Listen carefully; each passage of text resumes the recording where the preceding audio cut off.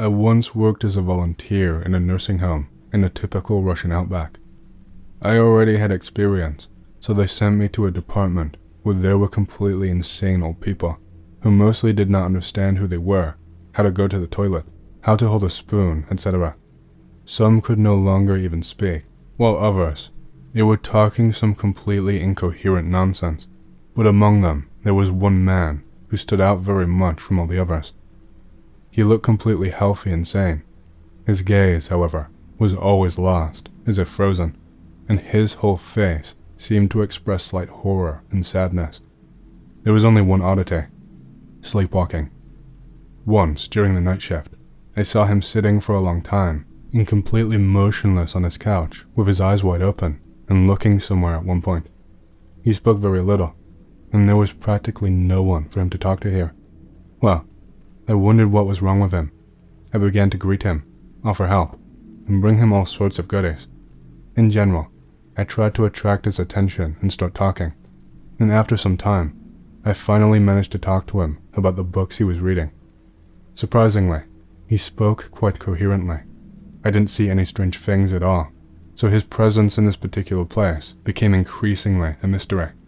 So, every day we talked more and more, but the old man brushed off questions about him, about how he got there, and did not answer anything. But on one of the last days, before I had to finish my volunteering and return to study, he himself came up to me and said he wanted to tell me a story that I was going to tell. So, his name is Oleg Vladimirovich. He was born shortly before the Great Patriotic War, far in Siberia, and the war, of course, affected his family. His father died at the front, his mother worked all day, and was seriously injured at work. They were constantly hungry. Then his mother died, and he ended up in an orphanage. When Oleg turned 18, he had no choice but to go to serve. But he even wanted this. He was a patriot. He wanted to protect the country from any threats, so that such a horror as the war that caught his family would not happen again. He joined the naval forces, became a submariner, etc. He had experience working on submarines, and was psychologically and physically ready to spend a long time underwater in a confined space. He had a good reputation, secrecy, served on a nuclear submarine, and in the mid-60s, he was suddenly redirected and the secrecy was increased. Here, anyone will have a question. Why should a naval soldier go inland when there are no outlets in the seas? So, Oleg was surprised, but, of course, no one bothered to explain anything to him. They say, you'll find out on the spot. The only guess was to test new submarines in Lake Baikal, but that would have been very strange. As it turned out, the assumptions were not so far from the truth. In Irkutsk, he was informed that a military test was being conducted on Lake Baikal, and he was sent to a village on the shore, from where he was taken at night on a simple fishing boat to a large ship that looked like a research vessel.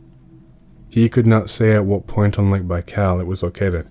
They put him in the hold, and all the spotlights on the boat were turned off. At the same time, they sailed for a long time, more than 4 hours with stops. Quietly. Here I had a question. How was the ship protected from prying eyes? But I did not interrupt the old man. However, it was not so difficult. It was probably them. Little was explained to Oleg on the spot. They only said that they found some anomaly at the bottom, and they needed to go down there on the bathysphere and report what they saw, as well as examine the surrounding area of the descent point for the presence of anomalous cavities. He will have another person on his team, physicist Alexander, who will take several measurements and collect soil samples from the bottom. But why do you need a military man to investigate the anomaly? Why such secrecy? Why is it necessary to lower the bathysphere with people and not first take photographs of the bottom and measurements using the descending instruments? There were a lot of questions, but Oleg did not care much about this. An order is an order. In the end, a physicist should definitely know more about these studies. With these thoughts, Oleg went to bed. In the morning he was supposed to meet Alexander and undergo preparations for the descent during the day, and a day later the descent itself was supposed to take place. At that moment, I realized that the most interesting thing was about to happen. and that I myself would not be able to remember everything in detail. So I quietly took out my phone and turned on the recorder. Below is a transcript of this recording. Well, this morning we met this physicist. He looked very young, as if he had just graduated. However, they couldn't send a green student to such a serious task. I also thought, why the hell do I need him? I could do everything myself. Just explain to me what to do. I'm not a fool. I can look at the instruments and write down everything that I need. Okay, I think an order is an order. Since they decided to lower the two of us, there is nothing to complain about. So, first they showed us the bathysphere for diving.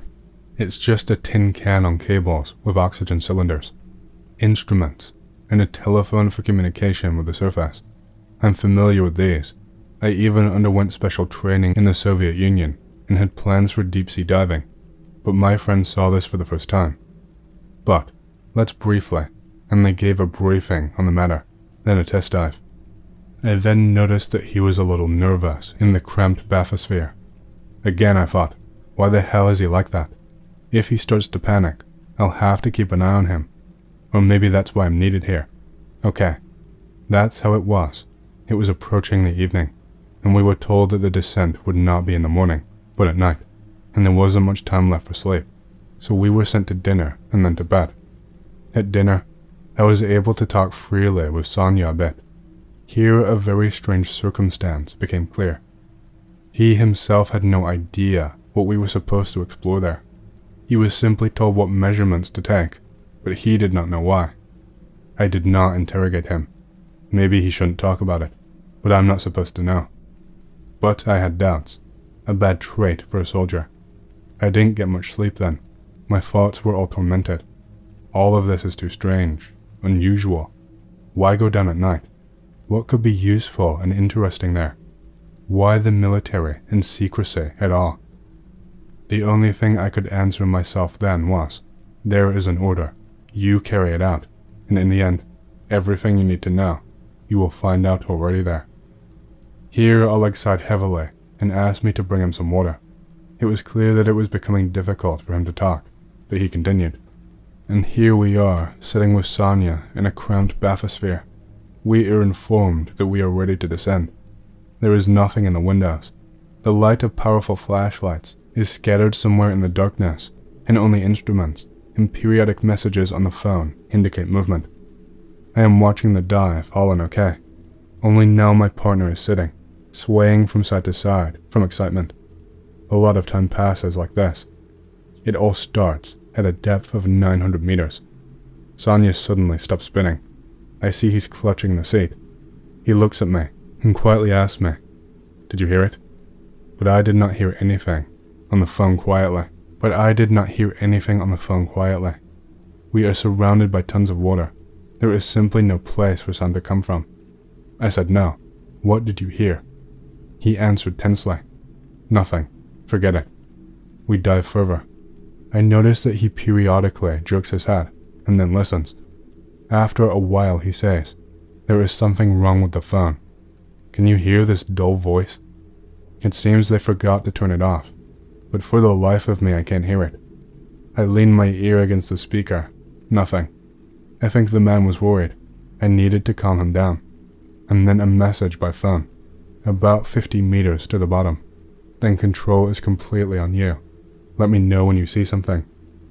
I answer, I understand you. I tell Sonya it's time to work. Look out the window. We need to understand when we will be near the bottom. We slowly descend further. And here it is. You can see how the light from the spotlight hits the uneven surface.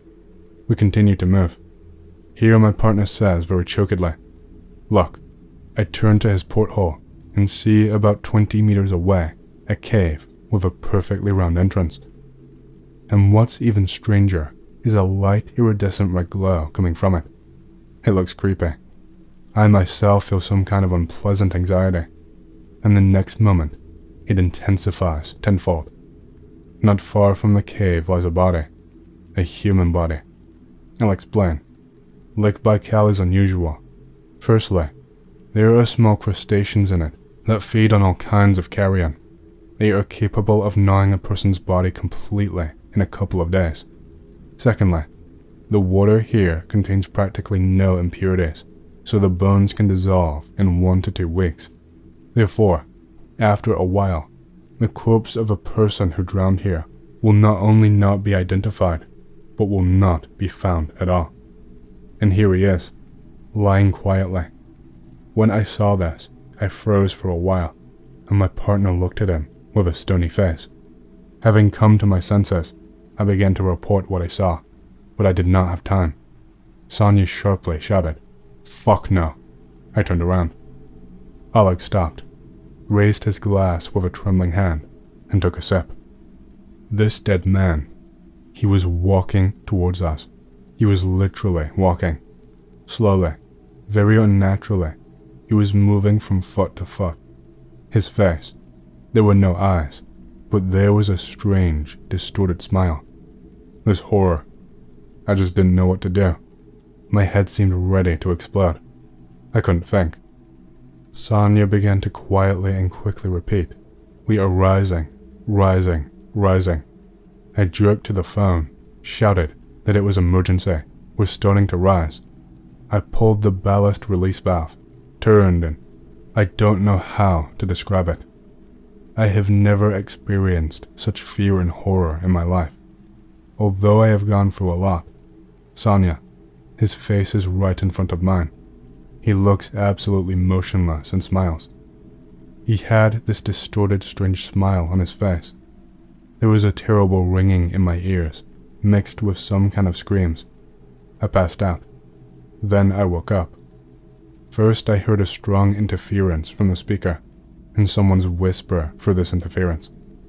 I opened my eyes and saw Sonia, leaning against the wall, with open, empty eyes and a frozen smile. I began to remember what happened. From that moment on, I did not move, frozen in one position, until we rose to the surface and began to be pulled out of the bathysphere. Sonia was dead. His neck was broken. Without asking me anything, they grabbed me by the arms and took me to the cabin, where they locked me up. After that, there were several interrogations. They did not like my story, and in the end, I was accused of murder and declared insane, sent to a mental hospital, where I spent a lot of time. They gave me so many medications that I no longer understood anything. I was like a vegetable, and the memories of that descent were constantly spinning in my head in a chaotic manner, as if I was in one big nightmare. After the Soviet Union collapsed, the hospital I was in closed, and I was transferred here. I didn't know what to say. I just thanked him for his story, brought him some water, and said goodbye. Already, when I left, horror gradually took over me. I remembered what was strange about his sleepwalking. His face. It had an unnaturally crooked smile and a glassy, frozen gaze. I never came back to this place again, and I never saw Oleg again. I love cryptid shit myself, so I was pretty excited when I recently found out that my late grandfather had an encounter with one when he and my father lived in the Soviet Union. Granddad, an electrical engineer, gets called to a town near the shores of the Lake Baikal. Lake Baikal is known for, among other things, being fed by 330 rivers, but emptying into only one. Having an incredible ecosystem of thousands of species, half of which are only found there. Being the deepest lake in the world, being the biggest lake in the world by surface area, and being the oldest lake in the world, as well as being the center of all manners of legends and creepy shit. So, my grandfather arrives by the time it's getting dark, so the client insists that he stay the night in the Gutsanitsa, but not before inviting him for supper. Over the meager meal, they discuss details of the problem and possible solutions. As the sky darkens, the client makes an odd remark that sounds out of place coming from the mouth of such a fellow. Do take care not to leave your room in the Gutsanitsa during the night. There are creatures out there. After checking how much vodka the client had drank, my grandfather asks him what he means, and after a little hesitation and a request not for him to talk about this, The client obliges my grandfather. Around the forest, we find huge mounds of droppings with whole skeletons intact, of sizes everything between and including wolves to bears. These shit mounds are left by giant snakes that live in the lake. This was the only doubtful part of the story, as a snake usually would not want to venture into the freezing cold lake. Though, it would make a great deal of sense for such a creature to reside in burrows underground. Reports of sightings of the creatures are only heard once or twice a year, compared to the often seen mounds, because, well, human bones too fall under the purview of everything in between, and when a set are found, reports of a missing person from as far as a few towns over are never far behind. But try not to think too much about what I've just told you. Just stay in your room for the night, and do have a good night's rest. My grandfather had little trouble not thinking about it as he made his way into his room that night, as it frankly stunk of giant snake shit. So, giving the whole silly thing no more thought, he changed into his night clothes and swung open the room window to let a cool breeze in. He studied the schematics a little bit longer until he was satisfied that he had figured it out, then got up to extinguish the light to get some sleep. Turning towards the bed in the now dark room, he sees, peeking through the open window, the head of a huge snake illuminated by pale moonlight, its further tongue flicking up and down. As any sane man would do, he ran into the closet and shut the door behind him. For not more than 20 seconds, he heard the most infernal thrashing of wood against wood and leathery flesh, and of papers and of bed covers being whipped about at breakneck speeds. That small time felt like an eternity, as did the minute or so until he heard a rapping on his room's door, and a man's voice. "What the hell is going on in there? You've woken everybody up, and I've called the police." My grandfather rushed out of the closet, through the wrecked room, and out into the hallway, slamming the door behind him. He gets accosted by the owner until the police arrive, who inspect the room, or what was left of it. Papers are all about, the furniture reduced to splinters, and the bed covers were nowhere in sight. My grandfather collected his few remaining things, and, as per police's orders, was given a different room for the night. One of them stepped aside to talk to my grandfather. "Don't open your window again. We don't want to come back here again tonight to recover a body, or worse." Rest of the trip went on eventfully. My grandfather fixed the problem and promptly returned to Ukraine, where he and my father, then in his early youth, lived. But my grandfather did bring one thing back. On a trip to the Museum of Natural History, he brought it in between the pages of a book, meaning it was probably a scale. My grandfather shows it to the curator, who shows great interest in it.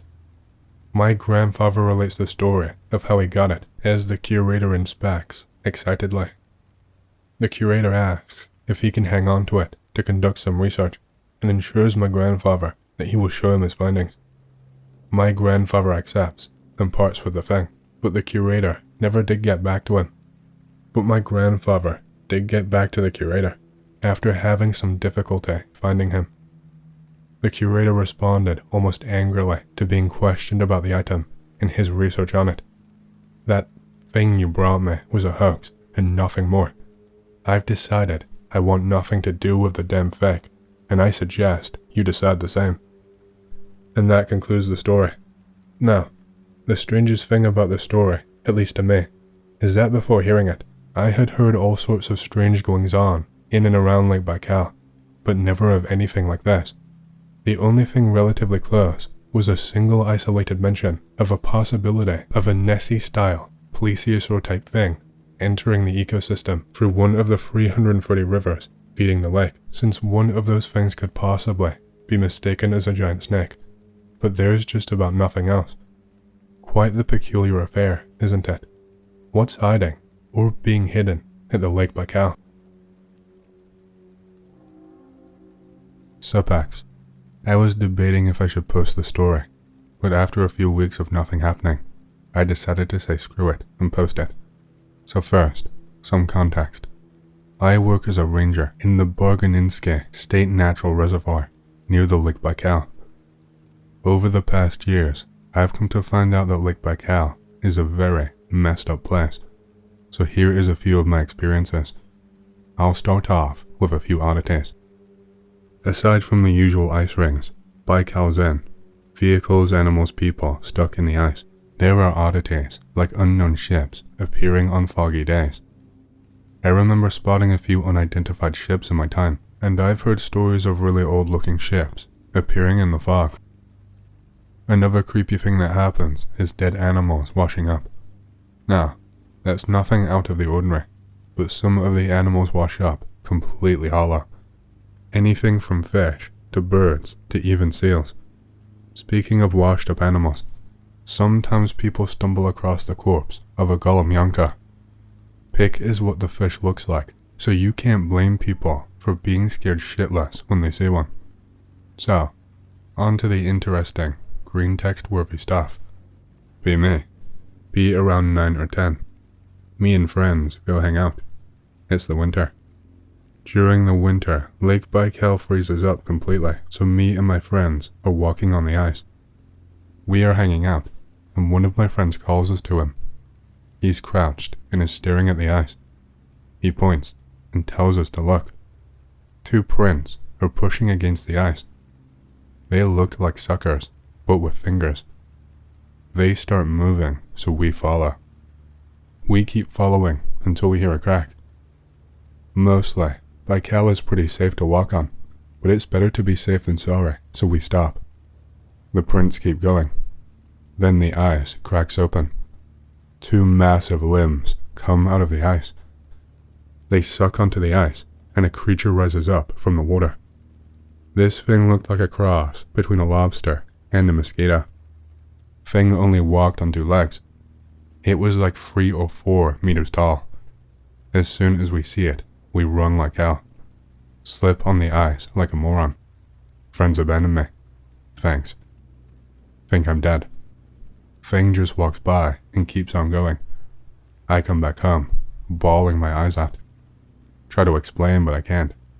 Parents slap me and tell me not to go on a frozen lake without supervision. People commonly report seeing something similar in the north of the Baikal. Dark color, 2 legs, straw mouth, crustacean. I think I've gotten around 7 similar reports. On watch duty, I might have seen it on a few occasions, but it was always too far to really make out. First creepy thing that happened on the job. Boat goes missing. It shows up like a week later. We go to investigate. The boat is completely empty, so we dock it while the search party looks for survivors. So I'm hanging out. Guy watching over the boat calls out for the radio. There's an intruder on the boat. We go check on it.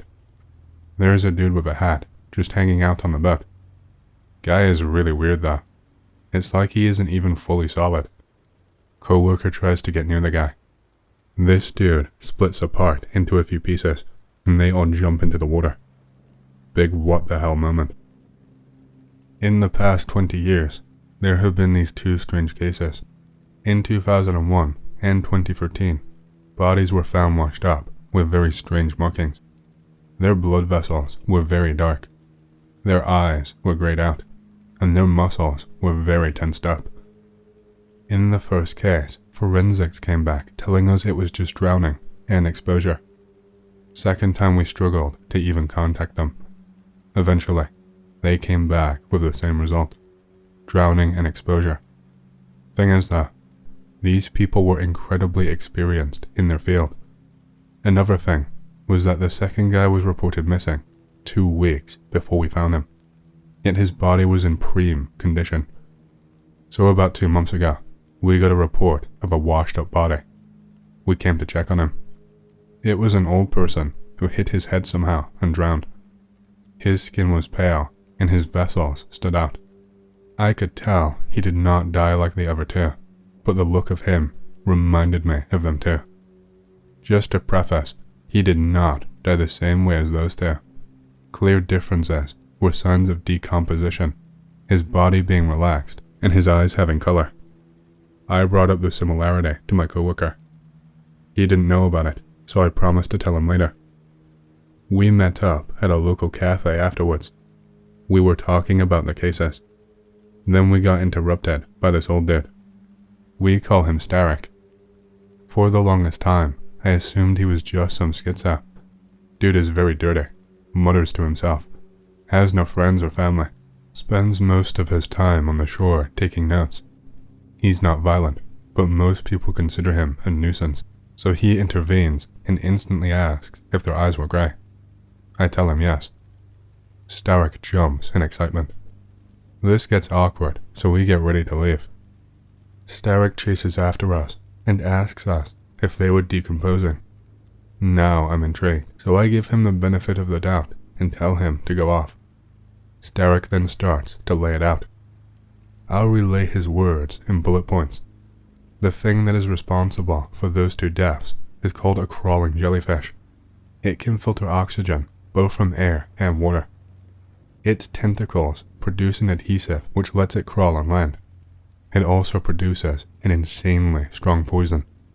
It works by completely destroying blood cells, and the slightest concentration of it can have disastrous effects on the body. The poison this jelly uses is 84% pure. The effect of the poison darkens the blood and destroys the pigmentation of the eyes. It also works as an amazing antibiotic which can preserve the body for more than a month. The chemical reaction between the poison and water tenses up the muscles, and they are exclusive to the Lake Baikal. They used to be a huge problem during the first half of the 20th century. Post-World War II, the government decided to use cyanide to kill off their populations. This poisoned the water supply, but it was covered up. He predicts their current population to be at the double digits. After this, I'm a bit taken aback. While Starrick was going off, some guy tells him to shut up and fuck off. Starrick leaves, but I'm really interested if he has got more to share. After a week, I kind of forgot about the whole ordeal. Then I spotted Starrick taking notes while on my patrol. I approached him and asked what's up. Dude almost jumped out of his skin when I did so. I asked if everything was okay. He told me yeah, with a shaky voice. Then I asked him about that dude that kicked him out the other day. Tells me that it's nothing. So I ask if he can tell me more about that jellyfish. He apologizes and tells me he has to leave. I think to myself, how the hell can a hobo be busy? I start following him around and try to get him to talk. Starrick just gives me the silent treatment. Keep following him for 30 minutes. Have to stop, 'cause job. After work, decide to go ask around about Starrick. Nobody really knows much about him. He has always just been a part of life. No one really knows when, where, or how he got here. He's just always been there. Decide to ask the dude from the cafe about Starrick. You shouldn't hang around with that guy anon. He's probably unhinged. Asked why he kicked him out. The guy smells like shit anon. True. So, in my travels, I find out only one thing. The guy absolutely loves chess. Damn good too. Sometimes, he challenges the other old folks. Next day, buy a chessboard and wait in the park in the after hours. Bait worked perfectly. Starrick comes out of the bushes, beer can in hand, and asks for a game. Try to get him to chat. He is really focused on the game though. I'm terrible and get beaten in like 3 moves. He comes back for a rematch a few days later. Came up with the idea to give him something stronger. Russian standard. Works like a charm. He talks about how bad the pollution is in the Baikal and so on. Ask him, how does he know so much? Oh, I was a biologist. Elaborate. Did research on the lake for almost 30 years. What happened then? Quit. Why? Didn't have a choice. How come? He looks at me. Hey Anon, you wanna see something cool? Come on. I'll show you something that will blow you away. Agree. Don't wanna get assaulted in some crack den, so get a knife just in case. You know Anon, you're a good kid. I'm in my 30s. Who cares? You're still young. That's why you have to see what I have. Okay. He gets to his makeshift home. Inside is a VCR and 2 tapes. They are labeled Baikal Mission 1988, 1 and 2. What is this? Cool, eh? You kids probably never seen it before. Ask him if he's got a TV from that period. No. Crap. I have to get an adapter. No local stores have one, so I have to ship it. It cost an arm and a leg too. After 4 days, it's finally here. When I get to Starek's shack, he's not happy. Tells me that I used him. We get into a heated argument. Eventually, he breaks. For God's sake, fine. If you want to watch them so bad, then let's go already. Told him that he's not going to get near my apartment without a shower. Eventually, he convinced me to let him use mine. After him, the shower, no joke, became a damn gas chamber. So we finally hook up the VCR. It's insane how much care he put into maintaining it. We boot up the first tape. It's 2 hours long. About a foot of it is just the inside of a sub with nothing happening. While this is happening, I asked Starek to explain how and why he has these. Here is what he told me. Turns out, Starek was an important researcher during the Soviet era. The reason for this mission happening is because while making topographical scans, the Soviet Union discovered that the lake is actually deeper than previously thought. The scan showed that past the 1600-meter bottom, the lake continues. This is because sonar can penetrate the false bottom. What is the false bottom? He explained it as a layer of dense, viscous, underwater brine. Past this false bottom, the lake continues another 1200 meters. It is located at the center of the lake. The problem is that the Baikal is a freshwater lake, and such a thing should be impossible. So, the mission was to retrieve samples, geological data, and maybe explain the oddity. The actual video finally begins, and 3 men enter the sub. One of which is our man, Starek. The descent and the tape shows the usual stuff you'd find in the lake. Fish, seals, etc. The weird stuff starts towards the end of the first tape. Passing 900 meters, our first oddity pops up. Every creature shown on the tape was given an in-depth explanation by Starek. First thing the camera catches is a massive jellyfish, and I mean massive. This thing's body was about as big as a bus. The tentacles were definitely longer than a blue whale. Pig is the closest to it by looks. Starek walks up to the TV and points at its body. Its body is actually a separate ecosystem in itself. While feeding, the jellyfish filters water so well that it actually creates a separate environment inside the creature. The concentration of water in the jellyfish differs from the outside by about 6 or 7%. This is enough of a difference to create a completely alien environment. Its size provides a safe home for many smaller creatures. The ecosystem is so advanced that there is a food chain inside. There is a plankton that can produce energy with a very limited amount of light, which is provided by the luminance of its host. They get eaten by a shrimp-like creature, which gets eaten by an apex predator. Then the predator's waste is used to feed the plankton, and so the cycle goes on. These creatures are not only exclusive to Baikal, but the jellyfish too. The men in the submarine don't seem all that surprised about it. So I asked Derek how long they've known. Ever since the 50s. They started washing up en masse after the extermination of the crawler jellyfish. As they go deeper, the lake bed is covered by whale bones.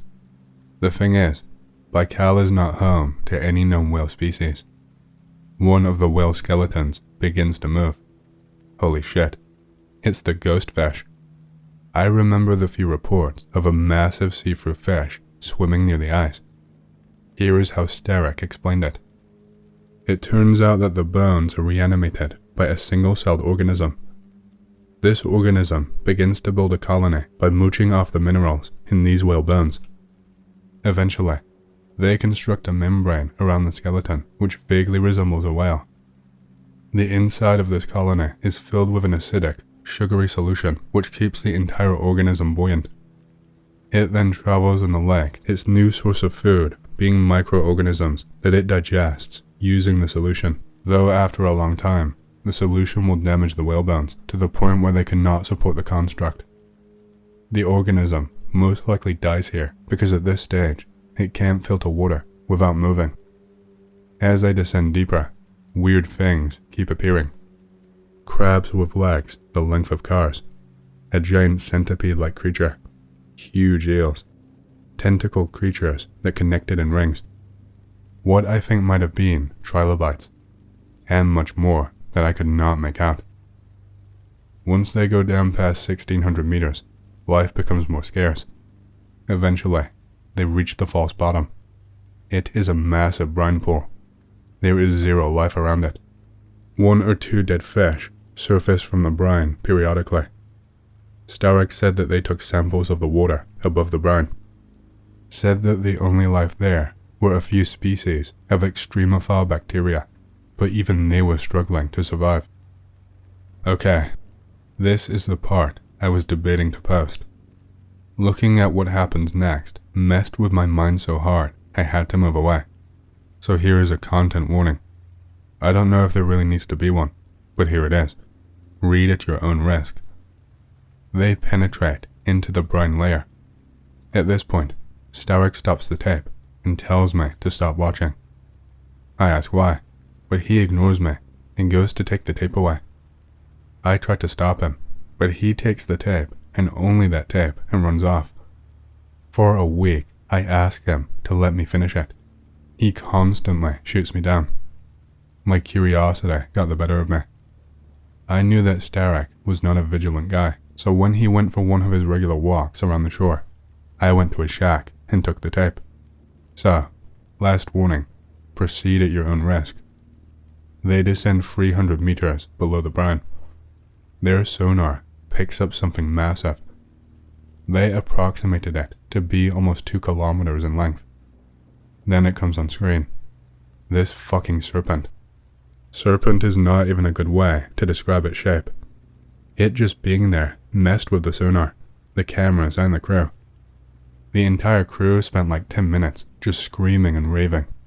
Its eyes stared straight into the camera, and no matter where I was, its eyes followed me. While watching, I felt this weird sensation. It's like I knew that whatever I was looking at was just pure evil. Everything about it was wrong. In time, one of the crew managed to get a grip and sent the submarine upwards. After the tape ended, I could hear it. It was this feeling in the back of my head. It was beckoning me towards the lake, toward it. It didn't even speak a word, and I knew what it wanted. I couldn't take it, and I went to talk to Starek. As soon as he saw me, he punched me in the jaw. Get called a moron. He takes the tape from me and snaps it over his knee. This is why I did not want you to watch those tapes.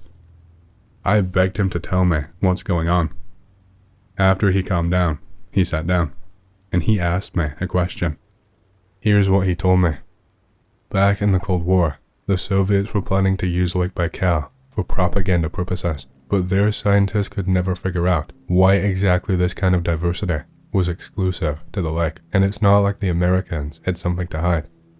If they could not hide the nuke, then everything was on the table. They cross-referenced every sea, ocean, lake, river, and puddle, and found that over 60% of Lake Baikal's life was not found anywhere else. Why is that? Starek believes that it's that thing that lures life to it.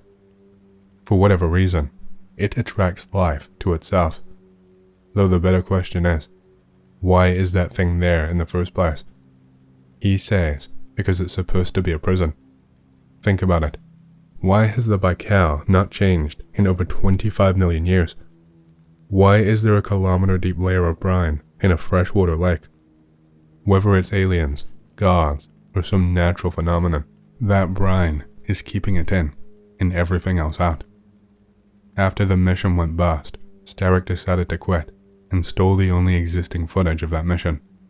He tried to get a job, but since then, he was blacklisted from getting one. So he remained here. I don't know why he chose to keep that tape, but at least it's destroyed now. Eventually I could not take it. That thing messed with my vision, senses, and even speech, so I was forced to move in with my sister in Chelyabinsk. It seems like proximity to the lake is what affects me. I still get nightmares and stuff from time to time, but I don't know if it's some psychological thing or that thing.